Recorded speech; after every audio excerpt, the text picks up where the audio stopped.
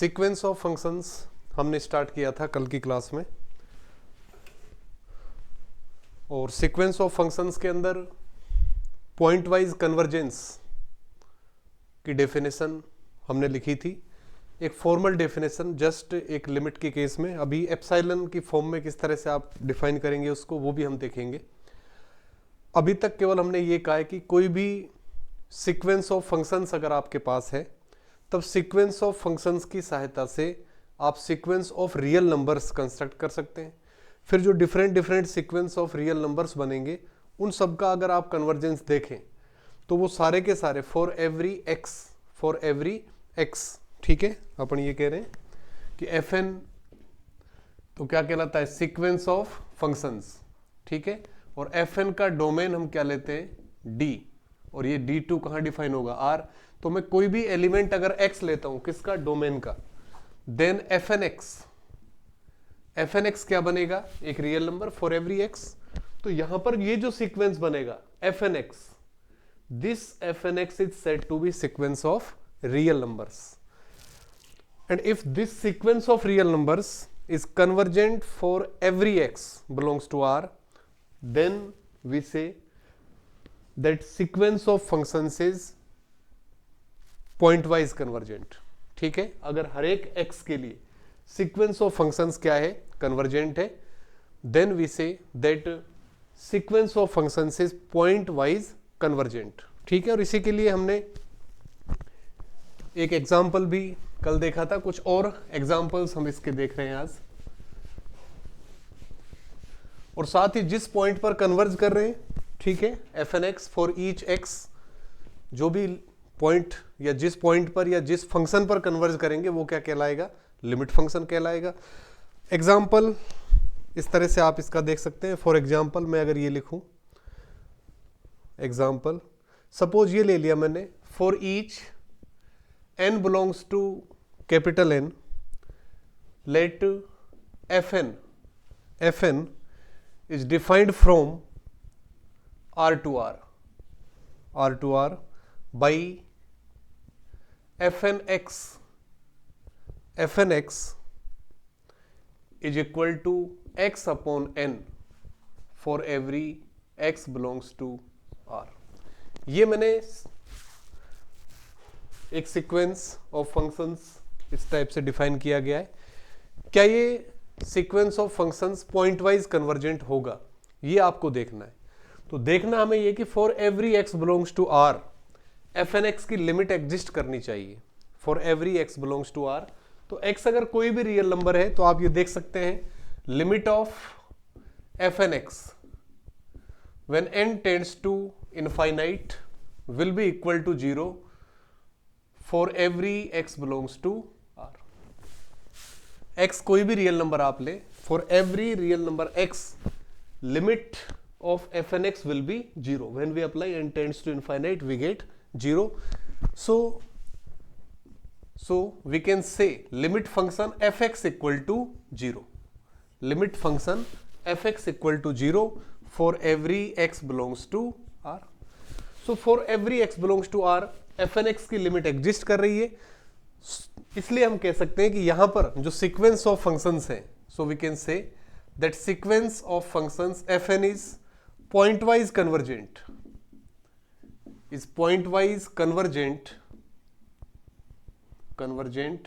On R, क्योंकि यहां पर जो डोमेन है वो R दिया हुआ है, और हर एक रियल नंबर के लिए for every x belongs to R limit exist कर रही है, इसलिए हम कहेंगे कि ये जो सीक्वेंस ऑफ फंक्शंस है ये क्या है, पॉइंट वाइज कन्वर्जेंट होगा, ठीक है। सेकंड एग्जांपल आप इसका लिखें, एग्जांपल नंबर 2। ये मैं डिफाइन कर रहा हूं, fn is defined from R to R, fn is defined from R to R and fnx equal to nx upon 1 plus n square x square where x belongs to R। ये sequence of functions इस form में अगर हम ले रहे हैं तो इसके लिए हमें देखना है कि क्या ये पॉइंट वाइज कन्वर्जेंट है। पॉइंट वाइज कन्वर्जेंट होगा तो हमें डोमेन देखना है, डोमेन इसका ठीक है, x बिलोंग्स टू R, यानी कि जो डोमेन है वो क्या ले रहे हैं हम, सेट ऑफ रियल नंबर्स ले रहे हैं। तो रियल नंबर्स के सेट के लिए हमें देखना है कि क्या ये पॉइंट वाइज कन्वर्जेंट बनेगा। तो फॉर एवरी x इस फंक्शन की लिमिट एग्जिस्ट करनी चाहिए। अगर for every x limit exist कर रही है then we say that this sequence of functions is point wise convergent. क्या लिखेंगे, if we find limit n tends to infinite, आप देख सकते हैं कि अगर x इक्वल टू मैं 0 लूं यहां पर, for x equal to 0 fn(x) और fn(x) will be x equal to 0 पर fn(x) की वैल्यू क्या होगी, 0 आ रही है। ठीक है, अब आप इसकी कोई भी टर्म लो, f1(x) n इक्वल टू 1 रखें, पहली टर्म 0 आएगी, दूसरी टर्म 0 आएगी। ठीक है, तो x इक्वल टू 0 पर ये वैल्यू, हर एक वैल्यू 0 आ रही है, नहीं इस केस में तो आपको 0 मिलने वाला है। If x is non zero real number, then limit apply कर रहे हैं हम n tends to infinite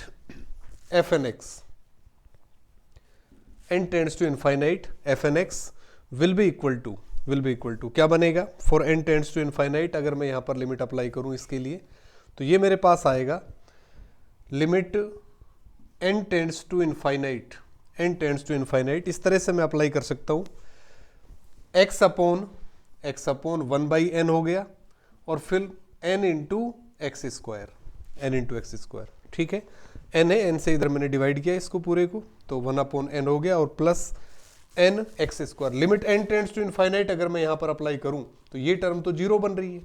then we find x upon nx square, तो n tends to infinite, x non zero है, ठीक है, इसलिए x अपॉन एक्स स्क्वायर में कोई प्रॉब्लम नहीं है। तो n टेंड्स टू इनफाइनाइट जब अप्लाई करेंगे तो this will be zero.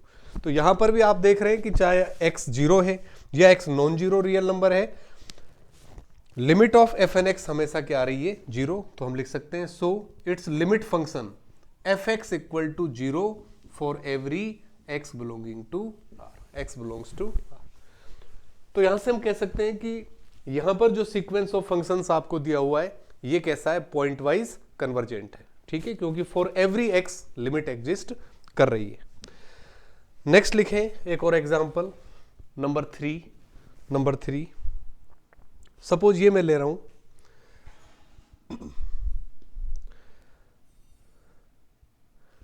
Domain D equal to, इस तरह से मैं डिफाइन कर रहा हूं, domain D equal to x belongs to R such that x is greater than equal to 0।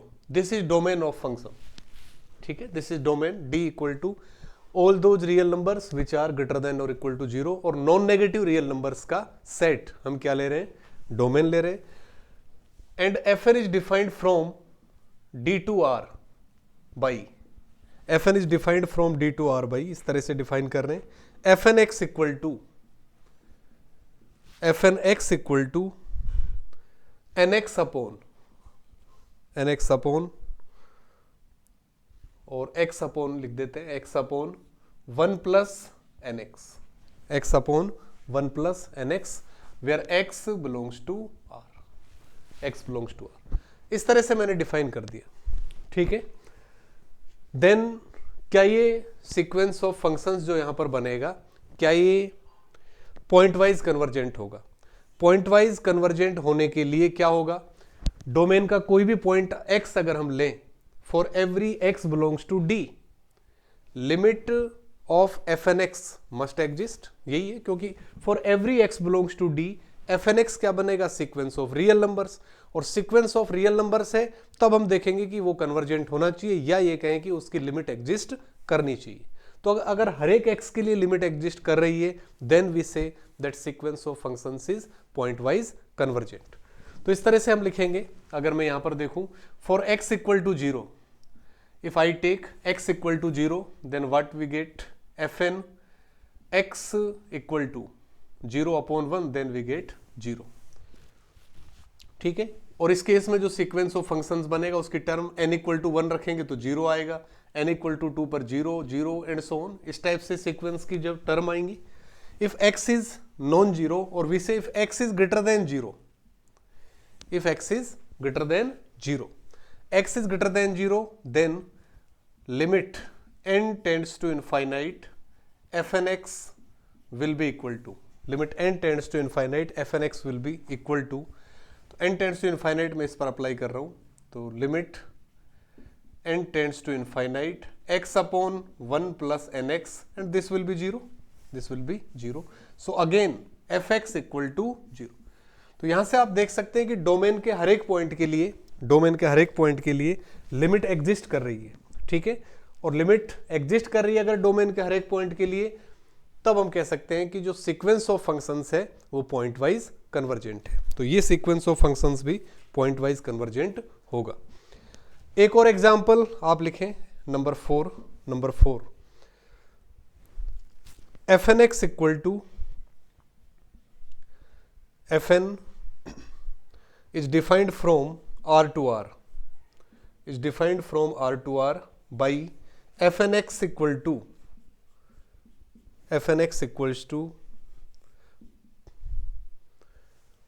tan inverse nx, fn x equals to tan inverse nx, x belongs to R, x belongs to R. ठीक है, तो यहां पर इस तरह से आपको sequence दिया हुआ है x belongs to R. हमें देखना है कि क्या for every x belongs to R fn x की लिमिट एग्जिस्ट कर रही है, और अगर हर एक x belongs to R के लिए, for every x belongs to R के लिए लिमिट fn x एग्जिस्ट करेगी, then sequence of functions will be point wise convergent. तो अभी पॉइंट वाइज कन्वर्जेंस केवल हम देख रहे हैं, इसके बाद अभी पॉइंट वाइज कन्वर्जेंस की एक थ्योरेटिकल जो डेफिनेशन है वो हम देंगे. उसके बाद फिर यूनिफॉर्म कन्वर्जेंस की डेफिनेशन हम लिखेंगे, और फिर वहां पर कोशिश करेंगे कि दोनों में डिफरेंस क्या है. ठीक है, दोनों में डिफरेंस हमें पता चल जाएगा, उसके बाद कोई दिक्कत नहीं है. जो भी आपके यूनिफॉर्म कन्वर्जेंस के क्वेश्चंस होंगे वो आप आसानी से कर पाएंगे, उनके अपने टेस्ट होंगे, वो टेस्ट अप्लाई करेंगे.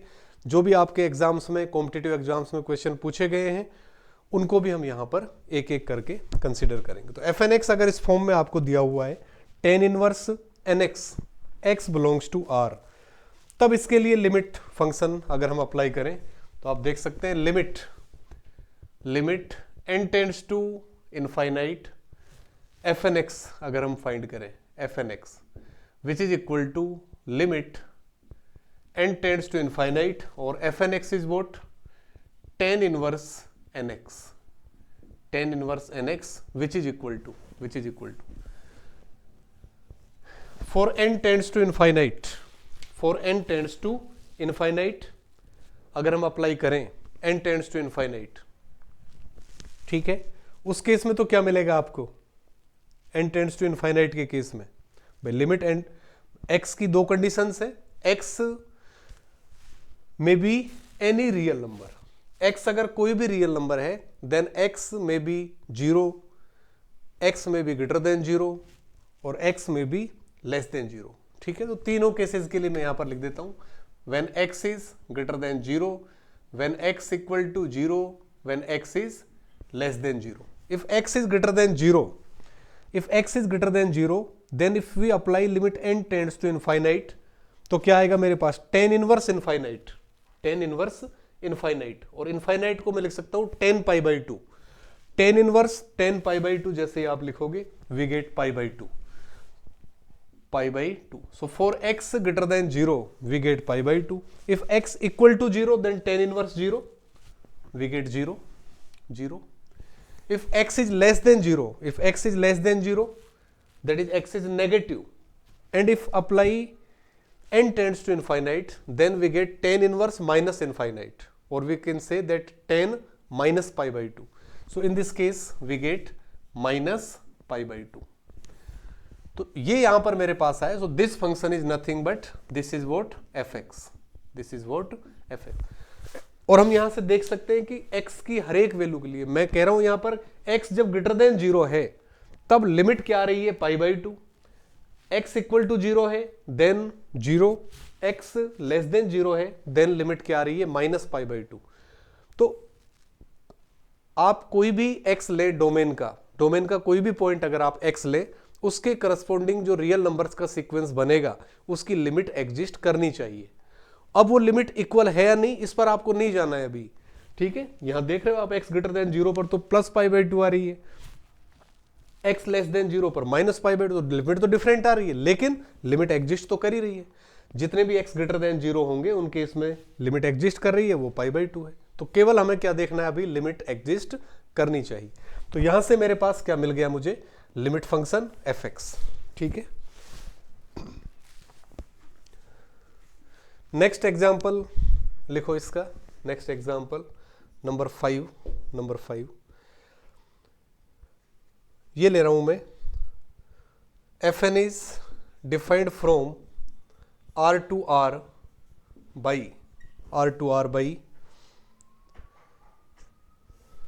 fnx equal to sin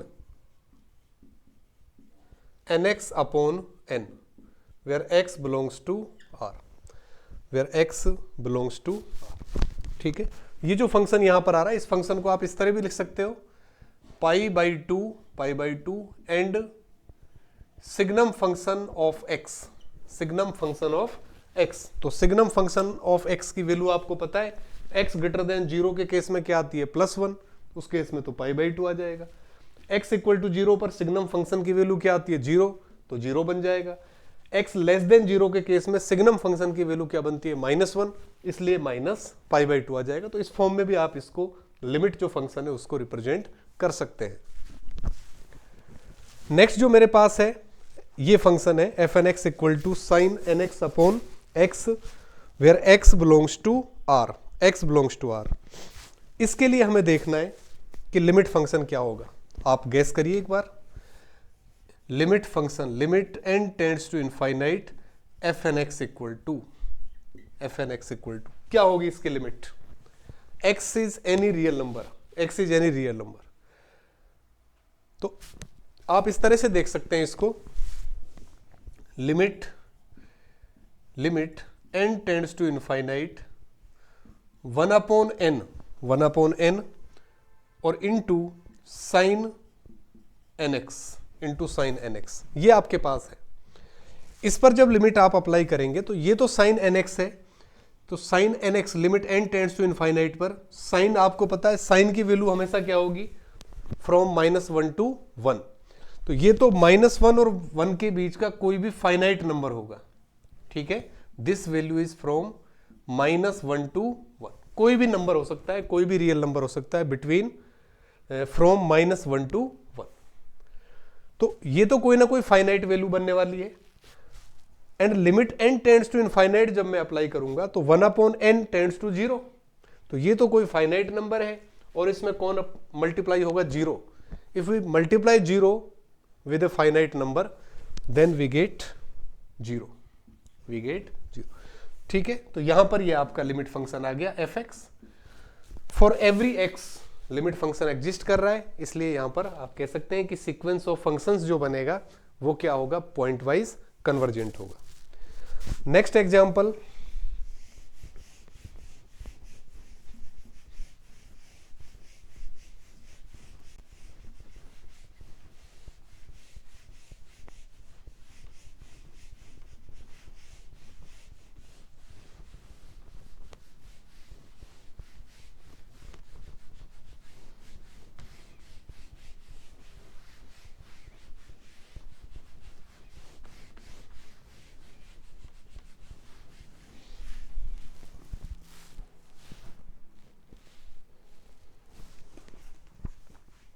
next example लिखिए, number 6 fn x equal to, इस तरह से डिफाइन है, fn x equal to x into e raise to the power minus n x, where x is greater than और equal to 0, x is greater than equal to 0। इसके लिए आपको देखना है कि इसकी क्या ये फंक्शन पॉइंट वाइज कन्वर्जेंट है, ठीक है।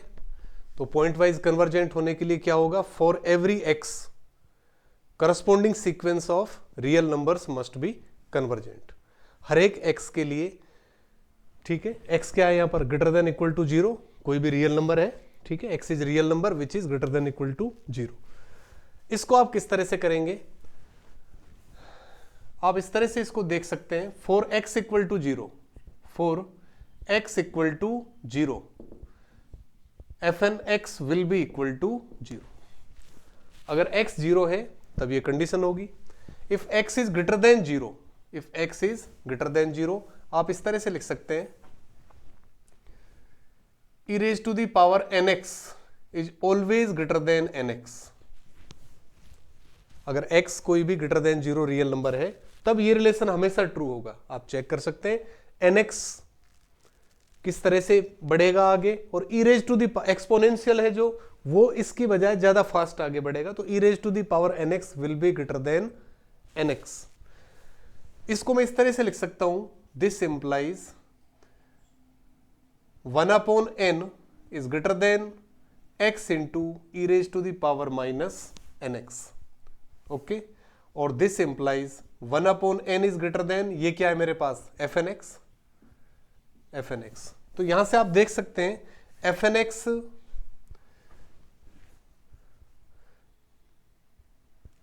अगर मैं लिमिट अप्लाई करूं fnx की, तो fnx की वैल्यू क्या आ रही है, यहां से तो 0 आ रही है, 0 इक्वल टू किसके है, fnx के, ठीक है, 0 इक्वल टू fnx है फॉर x इक्वल टू 0।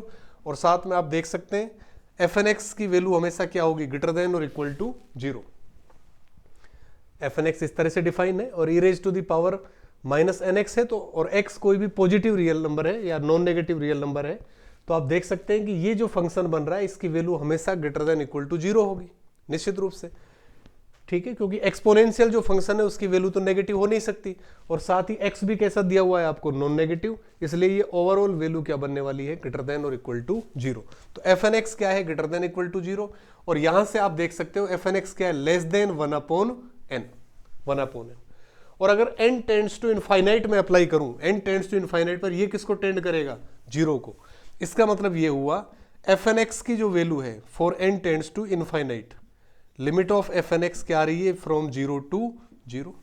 और अगर सैंडविच थ्योरम आप अप्लाई करें तो आप देख सकते हैं क्या लिख पाएंगे इसको अपन, limit of fnx will be equal to 0 which is equal to nothing but fx।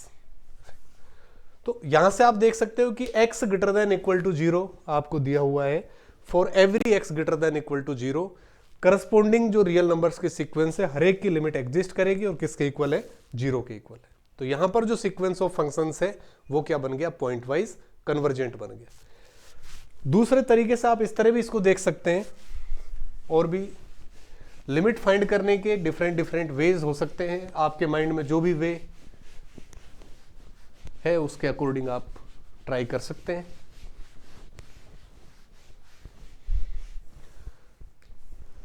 इस तरह से लिख सकते हैं इसको, fnx equal to x upon e raised to the power nx, ठीक है।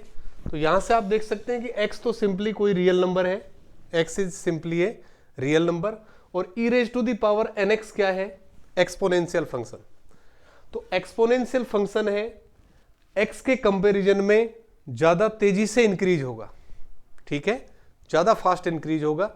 तो when n tends to infinite अगर हम अप्लाई करें तो ऊपर तो फिक्स रियल नंबर है कोई भी, ठीक है, x आपने कोई भी, क्योंकि फॉर एवरी x ट्रू होना चाहिए।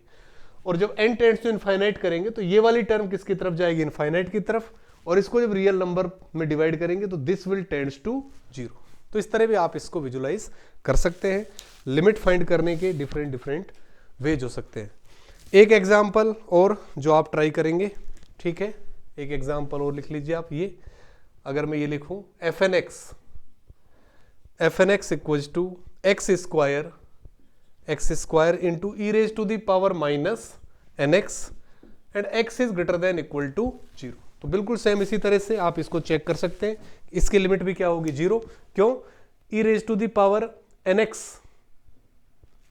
भाई इसको आप इस तरह से लिख पाओगे, x square upon e raise to the power nx। और आप यहां से देख सकते हैं x is real number, n tends to infinite, denominator tends to infinite, तो ओवरऑल जो लिमिट है दिस टेंड्स टू 0। तो यहां से लिमिट फंक्शन आपका क्या बनेगा, 0। तो ये लिमिट फंक्शन फाइंड करने का तरीका है। अभी तक हमने कोई अदर डेफिनेशन काम में नहीं लिए, केवल जस्ट लिमिट फंक्शन किस तरह से आप फाइंड कर सकते हैं ये हमने किया है। अब हमारा जो नेक्स्ट लेक्चर है उसके अंदर हम डिफाइन करेंगे पॉइंट वाइज कन्वर्जेंस को थ्योरेटिकल वे में, ठीक है, एप्सिलॉन की फॉर्म में। एक तरह से कोसी जो डेफिनेशंस होती हैं, चाहे वो कंटिन्यूटी की आप पढ़ते हो या आप डिफरेंशियबिलिटी की फॉर्म में पढ़ते हो, उस तरह से पॉइंट वाइज कन्वर्जेंस को डिफाइन करेंगे, यूनिफॉर्म कन्वर्जेंस को डिफाइन करेंगे और दोनों में डिफरेंस क्या है ये आपको बताएंगे। और जब यूनिफॉर्म कन्वर्जेंस का कॉन्सेप्ट हम अपना शुरू होगा तो फिर वहां से आगे अपने यूनिफॉर्म कन्वर्जेंस चेक करने के टेस्ट हम देखेंगे। ये भी देखेंगे कि पॉइंट वाइज कन्वर्जेंट है तो क्या sequence of function uniform convergence वहां पर होगा, या यूनिफॉर्म कन्वर्जेंस अगर है तो क्या वहां पर पॉइंट वाइज कन्वर्जेंस होगा। ये सारी चीजें नेक्स्ट लेक्चर में हम करते हैं।